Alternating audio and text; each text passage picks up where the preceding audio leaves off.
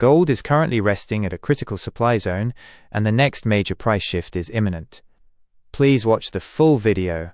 Looking at the H1 timeframe for gold, the market structure has shifted decisively bearish. We have seen a clear break of structure to the downside, with price consistently forming lower highs and lower lows. This pattern confirms that sell-side pressure remains the dominant force.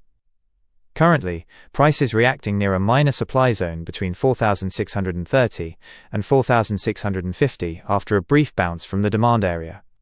Given this, our primary scenario is bearish. If price rejects this current supply zone, we anticipate a continuation to the downside. The ideal entry window is between 4,625 and 4,650. For risk management, your invalidation point or stop loss should be placed firmly above 4,680. Our primary targets for this move are TP1 at 4,580, TP2 at the major demand zone of 4,520, and finally, TP3 down at 4,480. The logic here is clear. Strong bearish momentum combined with valid supply holds suggests further downside. Conversely, we must remain flexible. Should we see a strong break of structure above 4,680, the bullish outlook becomes valid.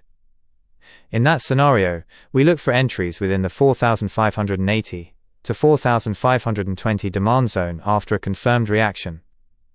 Bullish targets would then shift upward to 4,650, 4,720, and potentially 4,800 plus. However, be cautious, as the trend is the friend here. The smart insight here is simple: do not chase buys in a confirmed downtrend. High probability setups favor selling from supply zones. Only consider buying if we see a clear structure shift confirmation.